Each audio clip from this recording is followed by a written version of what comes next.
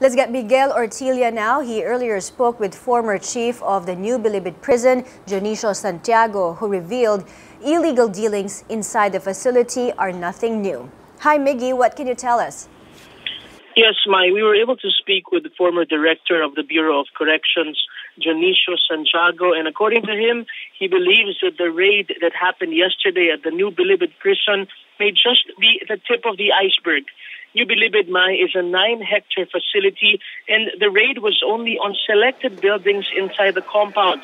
Santiago can't help but ask, if ingredients of shabu were recovered and discovered, where is the kitchen? Where are the illegal drugs? Why was the kitchen or where the illegal drugs are being cooked not exposed? Santiago was not surprised to see how drug lords managed to live with luxuries inside the correctional facility. During his time, he already transferred convicted drug lord Peter Ko to the Leyte penal colony, that's back in 2004, but his predecessors, for some reason, allowed Ko back to Bilibid. The retired general says it's very difficult for prison officials to do their jobs if at any point in their service they already received bribes in exchange for favors. The transfer to Laur, Nueva Ecija may help eradicate the VIP system and the illegal drug operations inside Bilibid, but the system will not be fixed, according to Santiago, if the people manning it still lack two things: principle and conscience. Right? So, Miggy, can you tell us more about drug lord Peter Ko? Santiago did say that he was already transferred way back to a penal colony far from Manila. So what were the circumstances and why behind his return to the new Bilibid prison? You know, the retired director of the Bureau of Corrections himself cannot explain why it happened, why it was allowed.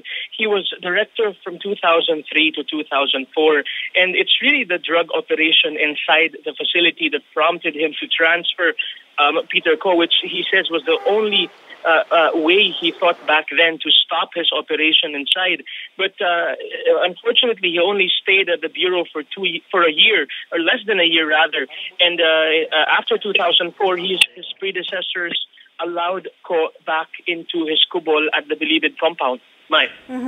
Miggy, there were reports have been floating that Ko had earlier offered 3 million pesos to be transferred back to the new Bilibid prison. Was this confirmed by Director Santiago?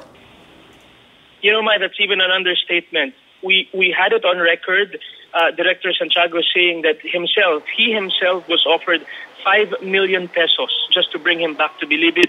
But according to Santiago, he couldn't compromise his integrity back then, and he says that that's why he kept mentioning that if you start receiving bribes, that's the time that you've jeopardized your credibility and your efficiency as an officer in that very vulnerable facility. Mike. So Director Santiago was saying it's been going on for years and years, those underground dealings in the new Bilibid prison. But does he have any idea? I'm sure he has an idea of who may be involved, the top officials there possibly involved in that controversy. Well, we keep asking him to tell us, but he won't extend the details or divulge such details. He has information, he has vital information, but according to him, he'll only say it to the proper authorities if the government wants him to help at this point, because he's already retired. Mike. All right, so Miggy, finally, was there any invitation to Director Santiago to somehow divulge what he knows to the investigation being conducted by the Justice Department? He didn't mention any so far. I don't think he's getting any invitations as of now, because he would have told us already earlier. Mike. All right, thank you, Miggy. Miguel Ortilla reporting there from the NBI.